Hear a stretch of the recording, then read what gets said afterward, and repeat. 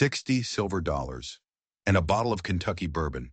That was the price of Sarah Mae Coleman's life, and the secret life she carried inside her. The year was 1847 in a dusty, forgotten corner of the Arizona Territory called Bitter Creek, and Sarah stood behind a stack of crates listening as men haggled over her future. She was 19 years old, 7 months pregnant, and she was merchandise. Every breath was a struggle, every kick from her unborn child a reminder of just how alone she was.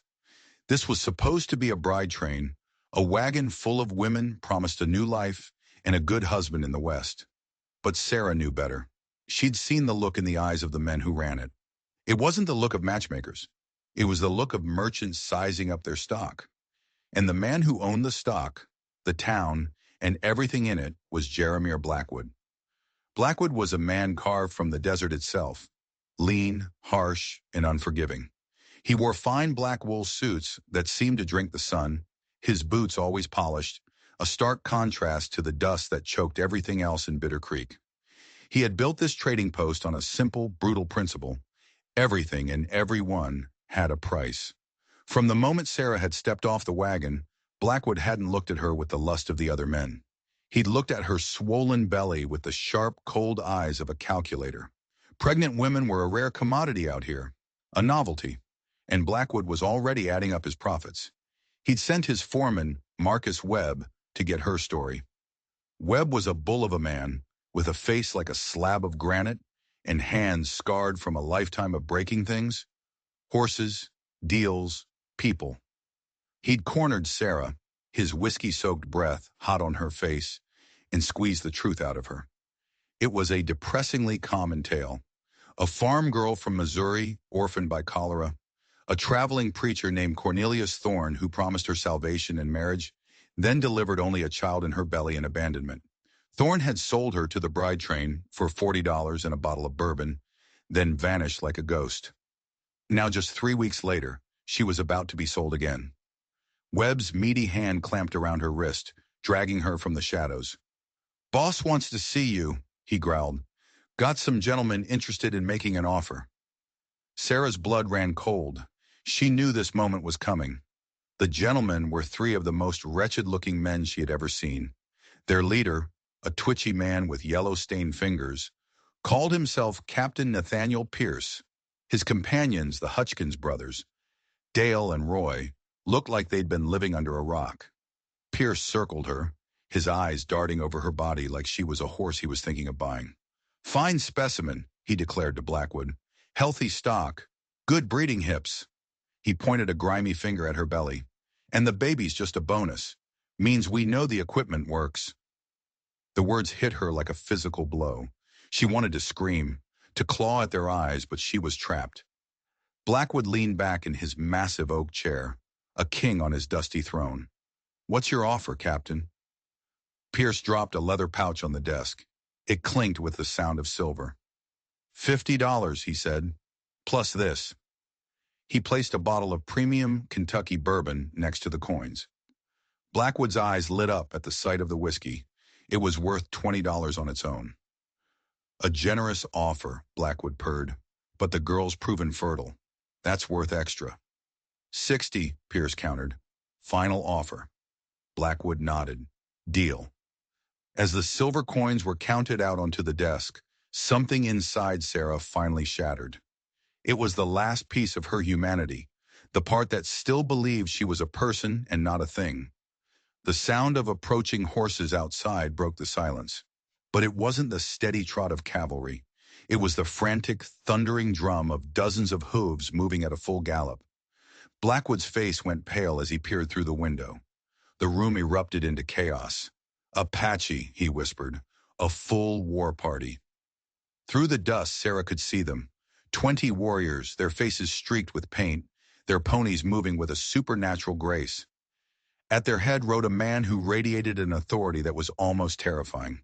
He was taller than the others, with eagle feathers in his long black hair.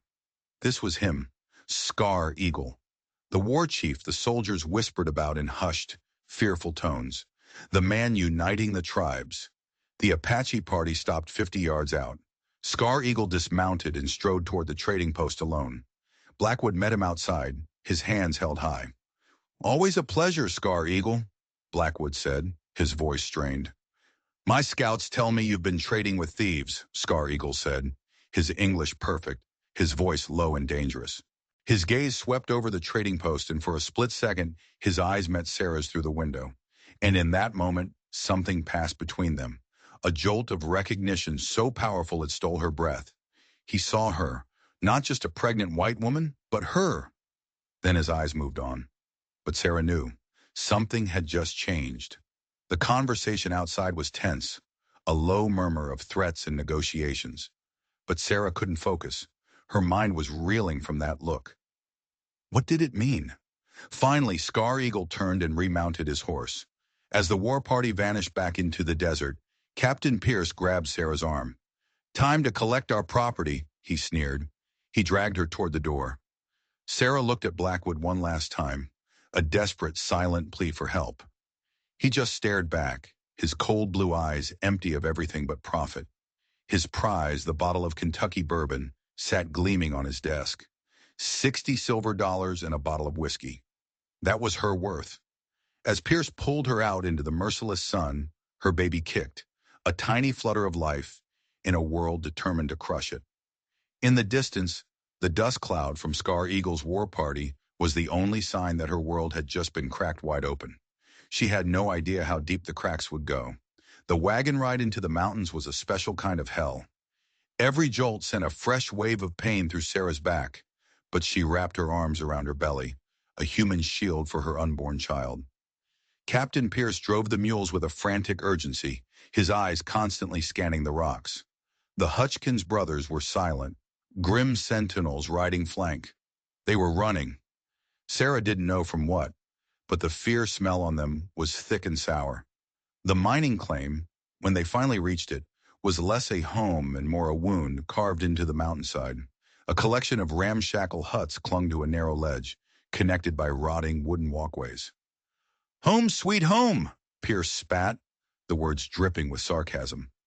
The main cabin was a single, squalid room that smelled of unwashed men, stale tobacco, and something rotting in the corner.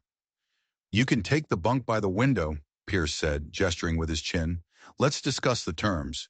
You'll be cooking, cleaning, and tending to whatever other needs we might have." He gave her a leer that made her skin crawl. But as she looked at these three desperate men, in their failing mind, cowering from every shadow, a tiny spark of hope ignited within her. They were more scared than she was, and that made them predictable. That made them weak. Her life settled into a grim routine. She cooked, she cleaned, she endured their clumsy advances and their drunken rages. The physical labor was exhausting, but it kept her mind sharp. She watched them. She learned their habits. They were finding gold, but only tiny flakes, barely enough to justify the backbreaking work. Their desperation grew with each passing day, making them careless. And Sarah waited. It was during her third week that she saw him. She was hanging laundry when a flicker of movement in the tree line caught her eye. At first she thought it was a deer, but the shadow moved with a purpose that was entirely human. He emerged from behind a boulder, sitting motionless on his horse, a predator studying its prey. It was Scar Eagle. He wore no war paint now, carried no obvious weapons, but his presence was a physical force that made the air crackle. What was he doing here, watching this pathetic little operation? His gaze swept over the camp, taking in every detail. Then his eyes found her. They locked, and that same electric shock from the trading post arced across the clearing. He wasn't watching the camp. He was watching her. For a moment that stretched into an eternity, neither of them moved. Then, as silently as he had appeared, he melted back into the trees. Sarah didn't tell the men. Panic would make them stupid, and she needed them predictable. But she knew. They were being watched, and not just by one man. She started noticing things. A broken twig here, a misplaced stone there, tracks near the stream that weren't from the miners' boots. The Apache were all around them, ghosts in the forest, waiting. For what? The answer came on a Tuesday morning. Pierce went to inspect the sluice boxes down by the creek and never came back. Roy Hutchkins went looking for him and came sprinting back to the cabin, his face the color of ash. He's gone, he gasped. Just gone. Found his hat floating in the creek, but no Pierce. Dale Hutchkins was already grabbing his rifle. Apache, he said, his voice tight, took him for interrogation. Sarah felt a chill that had nothing to do with the mountain air. The brothers exchanged a panicked look. Pack what we can carry, Dale commanded. We're getting down to the trading post. This claim ain't worth dying for. They moved with frantic haste, stuffing gold dust, ammunition, and food into saddlebags. In less than an hour, they were on the trail, abandoning the camp that had been their prison for 3 years. They made it exactly 3 miles. The first arrow took Roy Hutchkins through the shoulder, knocking him clean off his horse. Before Dale could even raise his rifle, the world exploded. Apache warriors materialized from the rocks, from the trees, from the very ground itself. They were a whirlwind of silent, deadly motion. Dale got one shot off before a war club crushed his skull, and he crumpled to the ground. In the sudden, shocking silence that followed, Sarah sat alone in the wagon, surrounded by 8 warriors whose painted faces were masks of terrifying fury. They could have killed her in a heartbeat, but they didn't. They just waited. Then he emerged from the forest, Scar Eagle. He was in full war regalia now, his face a canvas of red and black, eagle feathers in his hair. But when his eyes met hers, they held no savagery, only a strange, unsettling gentleness. He spoke a few quiet words in Apache, and his warriors began tying up the wounded Hutchkins brothers. "You are unharmed?" he asked in English. Sarah could only nod, her hands instinctively flying to her belly.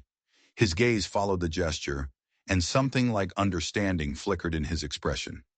"Good," he said. Then, to her utter astonishment, he began unharnessing the mules from the wagon. What are you doing?" she finally managed to ask. He paused and looked up at her, his dark eyes seeming to pierce right through her. "Taking you home," he said, as if it were the most obvious thing in the world. Home? The word made no sense. "But this isn't my home. I don't even know you."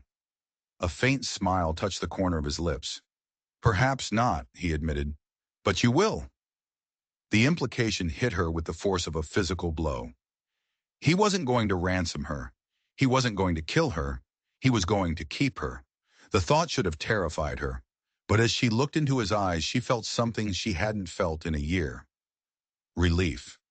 For the first time since that monster Cornelius Thorne had left her, someone was looking at her not as property, but as a person. It might be a new kind of captivity, but it was the end of the old one.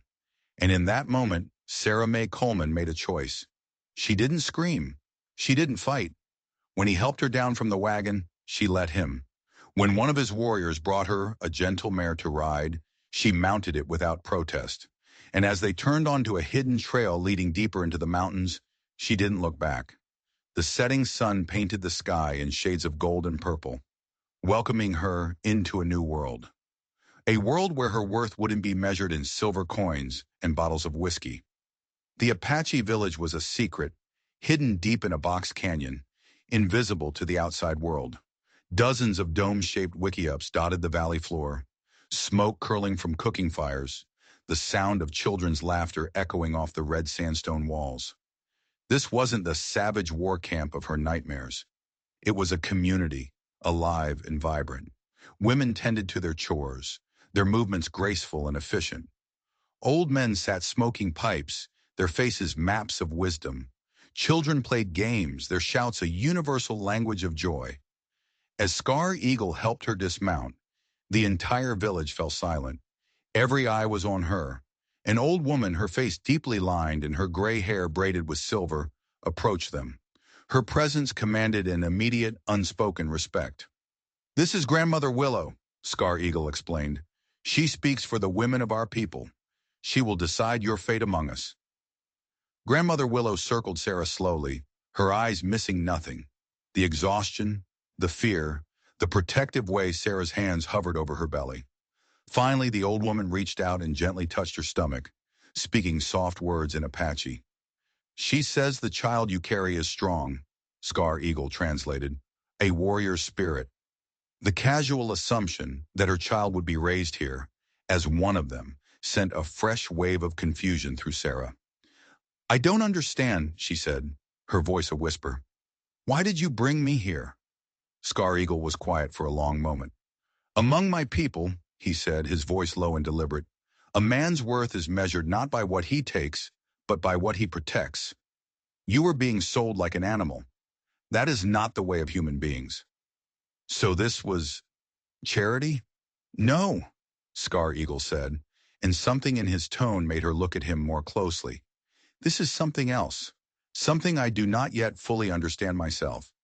Grandmother Willow led her to a large wickiup where two younger women waited. The older one, Morning Star, had kind eyes and a gentle smile. The younger Laughing Bird regarded Sarah with open curiosity. Through a mix of gestures and broken English, Sarah learned she would be staying with them. Morning Star was a widow, her husband killed in a cavalry raid. She had 3 children who studied Sarah with wide, inquisitive eyes. The oldest boy, Swift Arrow, knew a little English and was eager to practice. As evening fell, Sarah found herself part of their family circle, sharing a bowl of venison stew that tasted like life itself.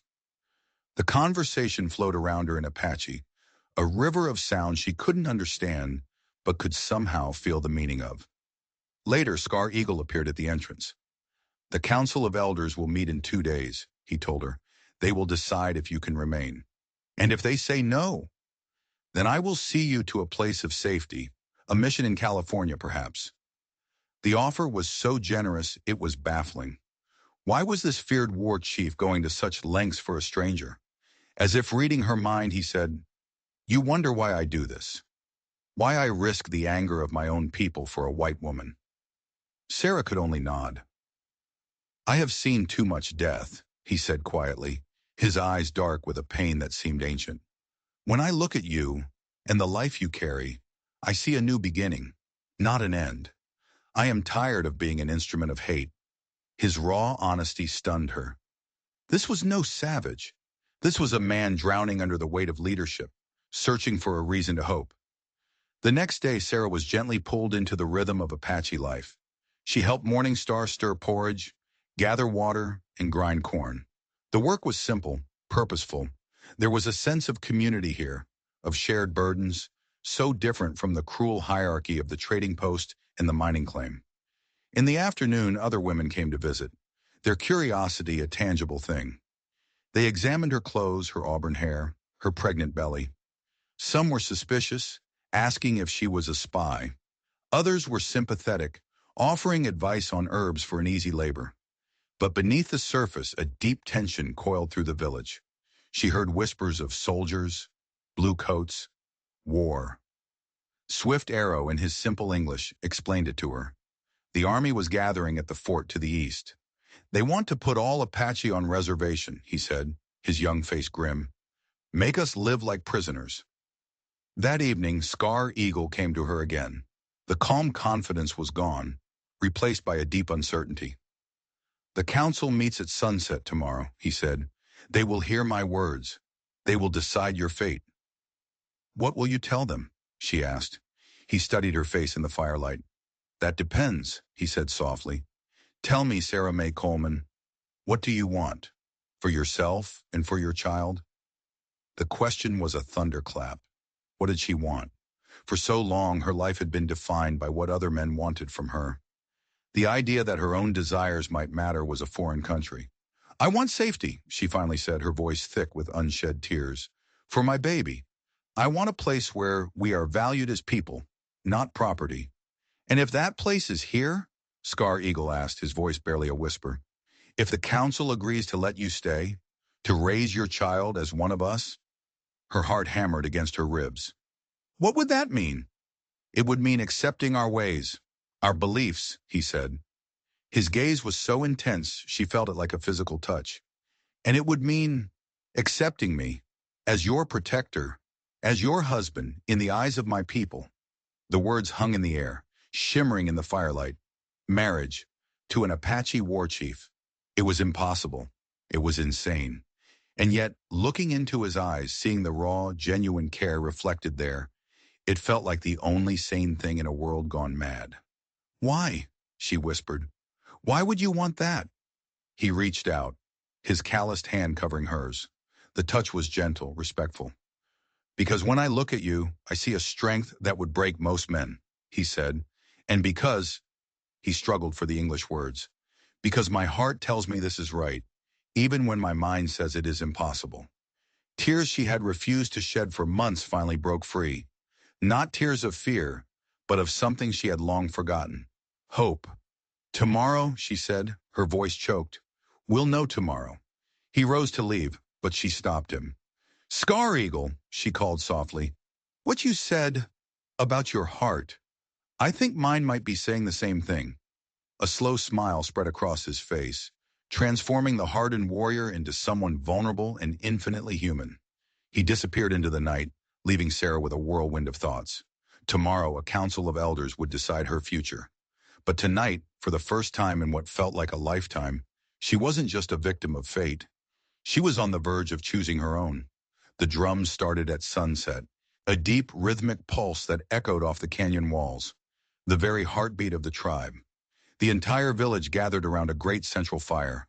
The elders, their faces painted with the symbols of their wisdom, took their places. Sarah sat on a woven mat near the flames, Scar Eagle at her side. He wore the full regalia of a war chief, a magnificent headdress of eagle feathers adding to his imposing height. But his hand, when it found hers, was steady and reassuring. The eldest of the council rose to speak. His voice was like the rustle of ancient leaves, telling of old ways and coming changes. Others followed, their words a complex tapestry of debate. Some spoke of the danger of harboring a white woman when war with the army was imminent. Others, led by a fiery woman whose eyes held the wisdom of generations, spoke of moral obligation. She says a woman with child should never be turned away, Morningstar whispered to Sarah. She says the baby you carry may be a bridge between our worlds. Finally, Scar Eagle was called to speak. He rose and walked to the center of the circle, commanding the attention of every person there. He told her story, the betrayal, the sales, the degradation. He spoke of her courage, her dignity, her kindness to Morningstar's children. Then his voice changed, becoming softer, more personal. Now he speaks of his heart, Morningstar whispered, her own voice thick with emotion. He says the Creator sometimes sends us unexpected gifts, people who teach us to see the world in a new way. He asked the council to trust his judgment, as they have always trusted him in war. Silence fell, broken only by the crackling fire. The elders conferred in hushed tones. The minutes stretched into an eternity. Finally, the eldest rose. He threw a handful of herbs into the fire, sending a column of sweet-smelling smoke toward the stars. Then he turned and looked directly at Sarah. His words were formal, heavy with the weight of tradition. Scar Eagle translated, his own voice tight with emotion. The council has decided. You may remain among us. Your child will be raised as one of our own. A wave of relief so powerful it almost buckled her washed over Sarah, but the elder wasn't finished. There is more, Scar Eagle continued. They say that if you are to remain, you must take an Apache name, learn our ways, and be joined to someone who can speak for you in tribal matters. They were endorsing his proposal, demanding it. The weight of the moment was immense. This wasn't just a marriage, it was a treaty, a political alliance sealed by a personal bond. By marrying Scar Eagle, she would become a living symbol of cooperation, a bridge between two worlds on the brink of war. I need time to think, she whispered. The elder nodded. She would have until the next full moon, 2 weeks, to make her choice. As the formal meeting broke up, Sarah was surrounded by women welcoming her, touching her belly, offering blessings. But beneath the joy, the current of fear was still there. Whispers of soldiers, of cavalry, of a coming storm. Later, Scar Eagle led her to a rocky outcropping overlooking the valley. The stars were a brilliant, scattered dust against the black velvet of the sky. You have doubts, he said. It wasn't a question. I have questions, she corrected. If war comes, then we will fight, he said simply, and you will face the same dangers as any other Apache woman. The honesty was both terrifying and comforting. And this baby, she said, her hand resting on her stomach, it's not yours. A child belongs to the family that raises it, he said, his voice gentle. If I am its father in all the ways that matter, then it will be my child, in truth. The simple, unconditional acceptance brought fresh tears to her eyes. "I've never had anyone fight for me before," she whispered. He took her hand, his fingers lacing through hers. "You are worthy of protection because you are human," he said. "The men who treated you otherwise were the ones who were wrong." "If I say yes," she said, the words catching in her throat. "If I agree, what happens to the woman I used to be? Sarah Mae Coleman from Missouri?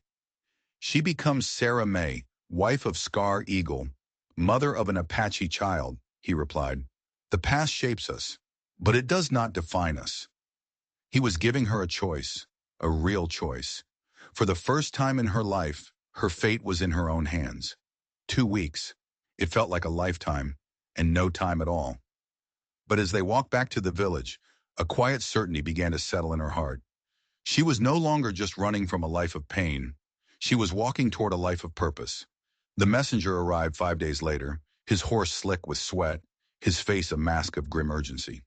He spoke in rapid Apache to Scar Eagle, and a wave of tension washed over the village. The time for deliberation was over. The storm had arrived. "Bad news comes," Morningstar said, her voice low. "Bluecoats move in great numbers." The village transformed. Warriors checked their weapons, their faces set and hard. Women began packing, preparing for a sudden evacuation. Laughing Bird pressed a bundle of soft deerskin leggings and a tunic into Sarah's hands. Practical clothes for a hard journey. The idyllic peace of the hidden canyon had been shattered. "The cavalry has made a major camp at Willow Springs," Scar Eagle told her, his voice devoid of all warmth now. It was the voice of a war chief. "3 companies. Their commander has orders to pacify all Apache bands in this territory." He paused, his eyes like chips of obsidian. "The commander is Colonel Harrison Blackwood." Sarah felt the blood drain from her face. "Blackwood? Like Jeremiah Blackwood from the trading post?" "His younger brother," Scar Eagle confirmed, "a career soldier known for his ruthlessness." The irony was a bitter poison. The same family that had sold her was now here to destroy the people who had saved her. Scar Eagle laid out his choices. They could flee deeper into the mountains and risk starvation in the coming winter. They could surrender and be herded onto a reservation to die of disease and despair. Or they could fight an impossible battle they were certain to lose. "There has to be another way," Sarah pleaded. "Perhaps," he said, his eyes distant, "but it would require something more than courage." The Council of Elders convened in an emergency session. This time the drums were sharp, urgent, a frantic call to arms. Raised voices echoed from the council lodge. The scouts' reports were grim. Colonel Blackwood's forces were growing daily. They were bringing cannons. This wasn't a patrol, it was a war of annihilation. That night Sarah couldn't sleep. The baby was restless, kicking and turning as if it sensed the impending doom. She stepped outside into the cold, starlit night. Scar Eagle was there, a silent shadow in the darkness. "I cannot sleep either," he said. He guided her hand to his, then placed it gently on her belly, his eyes widening in wonder as he felt the strong, insistent kicks of her child. "A warrior," he whispered, a faint smile touching his lips. The smile vanished as quickly as it came. "I have made my choice," he said, his voice heavy. "I will propose a direct negotiation with Colonel Blackwood, under a flag of truce, a final attempt at peace." The sheer audacity of it was breathtaking. "You would trust your life to the brother of the man who sold me?" "I would trust in the possibility that not all white men are the same," he replied. "And your presence here, it changes everything. You are the proof that peace is possible." The weight of his words settled on her. "You want me to be part of this?" "I want you to be my wife," he said, his voice suddenly raw with an emotion he could no longer hide. "And yes, I want you to stand beside me when I meet this colonel. I want him to see a white woman who chose us. I want him to see family. I want him to see a future, not an enemy." It was more than a marriage proposal now. It was a plea, a strategy, a desperate gamble for the survival of his people. "And if he refuses?" she asked, her voice trembling. "Then we fight," he said quietly, "and we die. but we will have died trying to find another way. The choice was no longer hers to make in 2 weeks. It had to be made now. If I do this, she said, searching his eyes in the starlight, is it because you love me or because you need me as a symbol? He was silent for a long moment. When I first saw you, he admitted, his voice barely a whisper, I saw a symbol of all the wrongs of your people. But in these past days and watching you, learning you, the symbol became a person. And the person, he took her hand. My heart tells me what I feel for you is real, separate from any purpose you might serve. Tears streamed down her face. Mine tells me the same, she whispered. Then marry me, he urged. Not because of the treaty, not for protection, but because we choose this life, together, whatever comes. She looked up at the stars, at the path that had led her from a Missouri farm to this impossible moment. Betrayal, cruelty, and greed had brought her here, but so had courage, honor, and a love she never dreamed possible. Her old life had been burned away, leaving only her essential self, and that self was ready to say yes. Ask me again at sunrise, she said softly. He smiled, a promise in the darkness. Tomorrow she would become the wife of an Apache war chief, and together they would walk into the lion's den, armed with nothing but a desperate, impossible hope for peace. The wedding began at dawn. Sarah stood before the sacred fire in a dress of the softest white deerskin, intricately decorated with turquoise and silver. Scar Eagle faced her, magnificent in his ceremonial regalia, his eyes full of a love that was as fierce and untamed as the land itself. The shaman's ancient prayers rose with the smoke, binding them together, not just as man and wife, but as two worlds joined in a single destiny. Do you take this man as your protector? The shaman asked in English. Do you promise to honor his people as your people, his struggles as your struggles? The eyes of the entire village were upon her. I do, she said, her voice clear and strong. Scar Eagle stepped around the fire and sealed their union with a kiss that tasted of smoke, sage, and forever. You are now Storm Daughter, the shaman declared, giving her the Apache name chosen by the elders. She who brings calm after the tempest. But even as they celebrated, the warriors stood guard. This was not just her wedding day. It was the day they would ride to meet their fate. The journey to Copper Creek was tense and silent. Sarah rode beside her husband, her wedding dress a stark white banner against the red rock. Colonel Harrison Blackwood was already there, flanked by a full company of cavalry, their rifles glinting in the sun. He had his brother's cold blue eyes, but they were set in the hard, disciplined face of a career soldier. Chief Scar Eagle, Blackwood said, his voice clipped and formal. I received your request. I confess my curiosity. I hope to accomplish peace, Colonel, Scar Eagle replied, his dignity a shield against the soldier's arrogance. Peace? Blackwood scoffed. An interesting concept from a man who has led raids against our settlements for 3 years. Defensive actions, Scar Eagle corrected calmly, against the theft of our lands and our way of life. Blackwood's eyes narrowed, reassessing the man before him. Then his gaze fell on Sarah. The shock on his face was immediate and profound. A pregnant white woman in Apache dress, standing as an equal beside their chief. It shattered his every preconception. And who might this be? He asked, his voice dangerously quiet. My wife, Scar Eagle said with simple pride. Storm Daughter, known to your people as Sarah May Coleman. Sarah stepped forward, her heart pounding. Colonel Blackwood, she said, her voice steady, I believe you are acquainted with your brother, Jeremiah. Recognition, followed by a flash of fury and deep embarrassment, crossed the colonel's face. Here, in the flesh, was the living proof of his family's shame. A woman sold like cattle by his own blood, who had found honor only among the people he was tasked to destroy. This changes nothing, he said stiffly. My orders are clear. All Apache must surrender and relocate to reservations.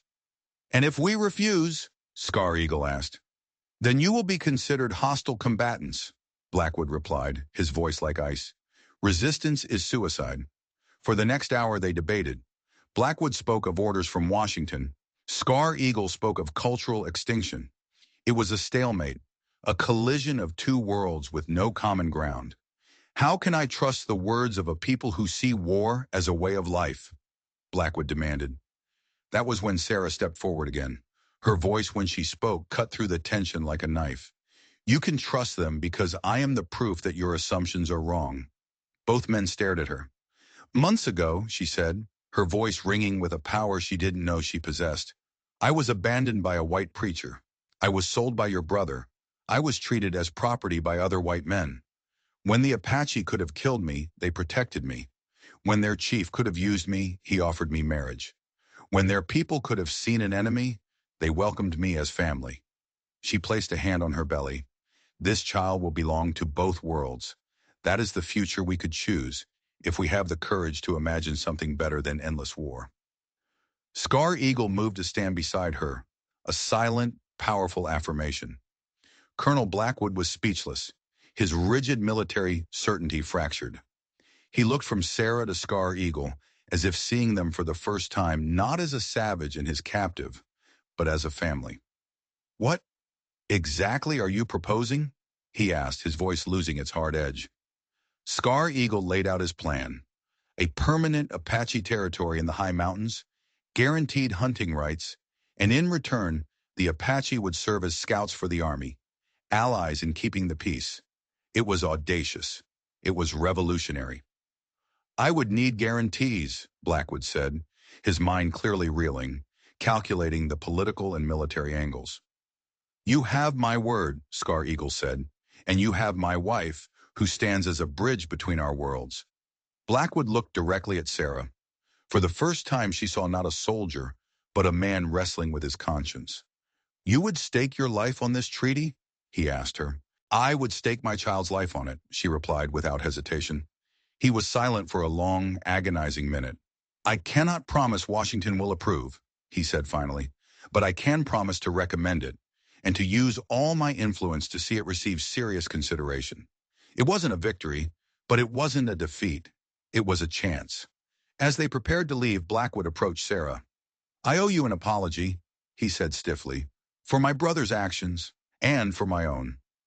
Your decision today matters more than any apology, she replied. Thank you, he said. But know this, if this fails, you and your family will have safe passage. You have my word as an officer. Thank you, Colonel, she said, meeting his gaze. But our home is here now.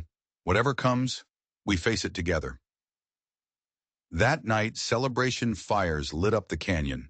For the first time in a generation, the Apache people had a reason to hope for a future that did not end in death or surrender. Sarah stood by the fire, her hand on her belly, a sense of profound peace settling over her. She was no longer Sarah Mae Coleman, the victim. She was Storm Daughter, the bridge builder. And within her she carried the hope of a new world, a child who would belong to two peoples and unite them both. 3 weeks later, the first test of the fragile peace came not from soldiers, but from the sky. A monster blizzard swept down from the mountains, burying the canyon in a deep blanket of white, cutting them off from the world. And as the storm raged, Sarah's labor began. The pains were sharp, relentless, amplified by the howling wind that threatened to tear their wickiup apart. The tribe's medicine woman was trapped in another valley. There would be no help. Morning Star took charge, her calm presence a rock in the chaos. Storm babies are strong, she said, guiding Sarah onto a bed of soft furs. This one fights to be born in a new world. The labor was a battle against pain, fear, and the screaming storm. But Sarah was not alone. Morning Star, Laughing Bird, Grandmother Willow, they formed a circle of strength around her, their voices rising in traditional birthing songs that were older than the mountains themselves. Scar Eagle paced outside, a tormented shadow in the swirling snow. As dawn finally broke, painting the snow-covered canyon in shades of pink and gold, the storm began to subside. With one final monumental effort, Sarah brought her child into the world. A lusty cry cut through the sudden morning quiet, a declaration of defiance in life. A daughter, Morningstar announced, her voice filled with pride as she placed the warm, wriggling baby on Sarah's chest. A strong daughter. Sarah looked down at the tiny, perfect face. She had her mother's auburn hair and her father's dark, intense eyes, a perfect fusion of two worlds. Sky Dancer, Sarah whispered, the name coming to her as if on the wind. She who had danced down from the sky in the heart of the storm. When Scar Eagle was finally allowed inside, the look on his face was one of pure, unadulterated wonder. He reached out a single calloused finger to touch his daughter's hand. She immediately gripped it with a surprising strength, and a smile of pure joy lit up his face. The birth of Sky Dancer was an omen. It energized the village, a symbol of hope born from the heart of a storm. But the true miracle arrived 2 days later. A lone figure on a sturdy mule appeared at the canyon entrance. It was Father Miguel Santos, a Franciscan priest known throughout the territory as a man of deep compassion and unshakable faith. "I come seeking Storm Daughter," he said to Scar Eagle, his English accented but clear. "I have heard remarkable stories of her and of your treaty. I come to see if they are true." The priest's timing was no coincidence. "I have received letters from Colonel Blackwood," he explained to Sarah as he sat by her bedside. Sky Dancer nursed contentedly in her arms. "He is seeking support for your treaty from the church. Your story, your choice to find family among the Apache, has become central to his argument." Sarah told him everything: the cruelty, the exploitation, and the unexpected kindness that had led her here. The priest listened, his wise old face a canvas of sorrow and righteous anger. "And this child?" he asked gently. "I see her growing up to be a bridge," Sarah said, her voice filled with a mother's fierce hope, "helping two worlds that have been at war for too long finally understand each other." Father Santos nodded slowly, his eyes seeming to look into a distant future. He gestured toward the sleeping baby. "This child represents a possibility," he said, his voice resonating with deep conviction. "The possibility that our peoples can learn to see past their differences to their shared humanity. If that is not God's work, then I do not understand the meaning of the gospel." Chateau. The priest's endorsement was the final piece of the puzzle. It gave the treaty a moral authority that politicians and generals could not ignore. News came in the spring. The territorial governor had agreed to support the proposal. Sarah's life found a new purpose. She started a small school, teaching Apache children to read and write English, while she learned their ancient stories and traditions. Sky Dancer thrived, surrounded by love, growing up in a world where Apache and English lullabies were sung with equal tenderness. The treaty was not yet a reality, but the foundation was being laid, brick by brick, word by word, in the heart of this hidden canyon. And at its center was a mother and a daughter who embodied a future no one had dared to dream of. A future where a child called Sky Dancer could belong to both the earth and the sky and teach them how to live in peace. 5 years passed. The hidden canyon was no longer a secret refuge, but a beacon of hope known throughout the territory as the Apache Valley. The cultural exchange program Sarah had proposed had become a stunning success, a thriving community where Apache and white families lived, worked, and learned together. On her 5th birthday, Sky Dancer, a whirlwind of auburn braids and boundless energy, raced through the village, her laughter echoing as she chattered in a seamless mix of English and Apache to her friends. The schoolhouse, built in the traditional wiki-up style but filled with books and maps, was the heart of the valley. It was a place where Apache children learned to navigate the modern world without losing their heritage, and where the children of soldiers and settlers learned to respect a culture their parents had once feared. Sarah, now 25, had grown into her role as a leader with a quiet grace and a wisdom that defied her years. Scar Eagle stood beside her, no longer just a war chief, but a diplomat and statesman, guiding his people through a new era of peace and prosperity. Their success, however, had brought new challenges. The valley was becoming a magnet for other Apache bands seeking a better life, and for white families who wanted their children to be part of this unique experiment. Managing the growth was a constant struggle.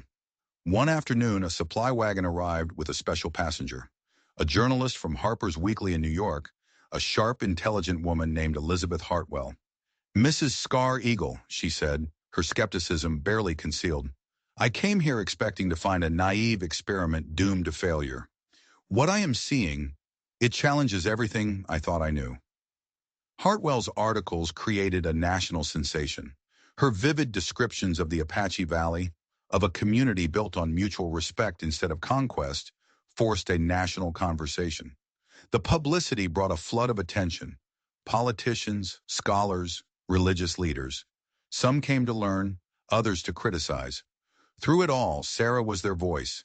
She explained their philosophy to a delegation of senators from Washington.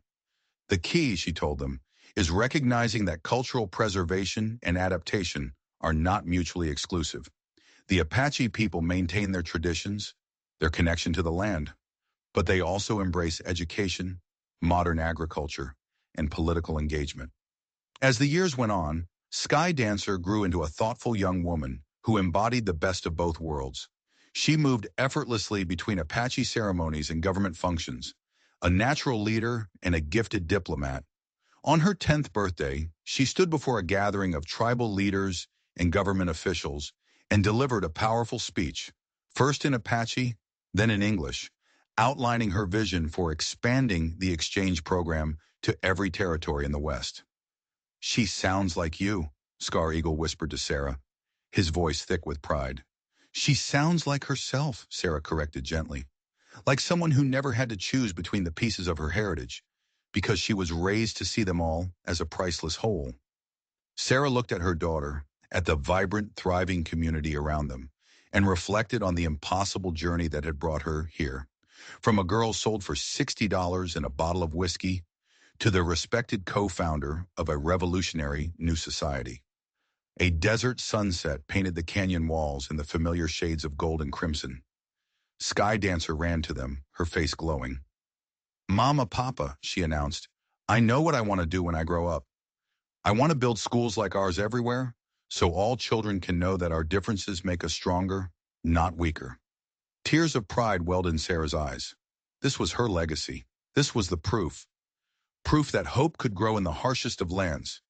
Proof that a single act of courage could change the world. Proof that love, fierce and unyielding, could build a bridge strong enough to carry the future. If you enjoyed this story, there are two more just like it waiting for you on your screen right now. Go ahead and click one. You won't be disappointed. And if you haven't already, make sure you hit that subscribe button and ring the notification bell. You don't want to miss what we have coming next.